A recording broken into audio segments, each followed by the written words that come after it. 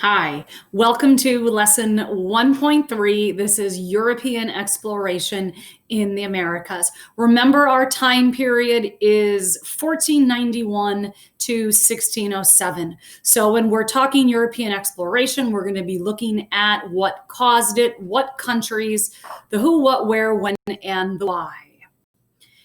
By the end of this lesson, you will be able to explain the causes of exploration and conquest of the New World by various European nations. Just to remind you, the New World is the Western Hemisphere. We are speaking specifically of the Americas.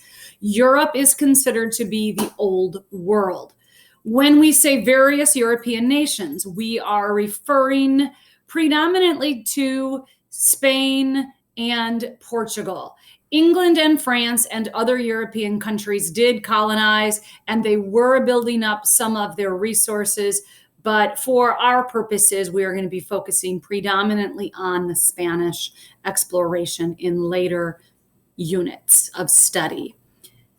Our task, we only have one key concept for this particular lesson. Yay. You are to explain why European nation efforts to explore and conquer the New World stemmed from a search for new sources of wealth, economic and military competition, and a desire to spread Christianity. So this is a causation key concept. So your task is to explain the causes. Why did these European nations want to explore? We have shortened all of that to 3 G's: glory, God, and gold. We will begin with number 1, glory. When we're talking glory, you have to put things into context. The Middle Ages just had ended. Europe had awakened from its slumber. Nation states were beginning to solidify, meaning they were becoming modern. Spain had the Reconquista, where it actually becomes a nation in the same year that Columbus sails in 1492. So they are seeking to expand their influence. We have Spain, we have England, we have Portugal, and even the Netherlands, as well as France. They almost begin a competition to see which nation is going to be superior. And in terms of glory, we are talking these national governments, these brand new nation states are creating strong militaries, strong armies, strong navies to properly support their expansion as well as exploration. We also, along with this increased militarization, have increased armies and soldiers. And we have these soldiers who want to make a name for themselves. We have countries that want to make a name for themselves.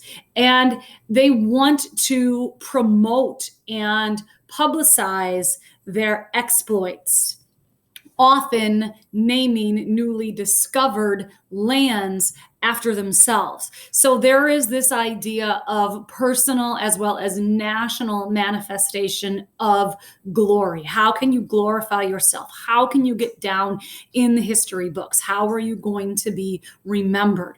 And the timing is important. The Middle Ages had ended. The Renaissance had been going on along with these new technologies of weaponry, new technologies of creating propaganda, such as the printing press, new technologies in terms of the maritime trade as well, that makes all of these things possible.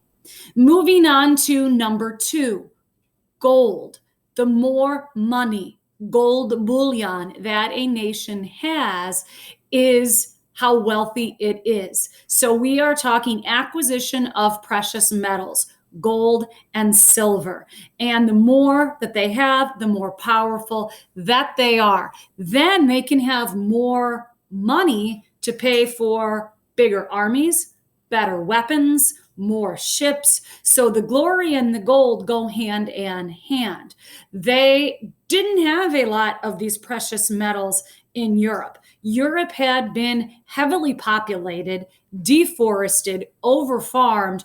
throughout the Middle Ages. So when the age of exploration began, they saw these new lands as a virtual cornucopia of resources, most importantly, precious metals such as gold and silver. So it ties in together. And the third of the three, the idea of spreading Christianity. To put this into the time period, a broader historical situation. In this time period, the only Christian religion was Catholicism. The Protestant Reformation of Martin Luther had not yet occurred. So in Europe, to be Christian meant to be a Catholic. It meant you had to follow the Pope. The European monarchs who financed these voyages of discovery were Catholic. For example, Ferdinand and Isabella of Spain, who financed Christopher Columbus's voyage, were called His Emperor Catholic Majesties. So that being said, much of what they did in order to spread the glory of God, to proselytize, to send missions, to send missionaries to Christianize the new world. You have to remember at the time, the Pope was not just a religious leader, he was also a political leader. Vatican City is its own separate nation state. So they used the military of these nation states, such as Portugal and Spain, to convert.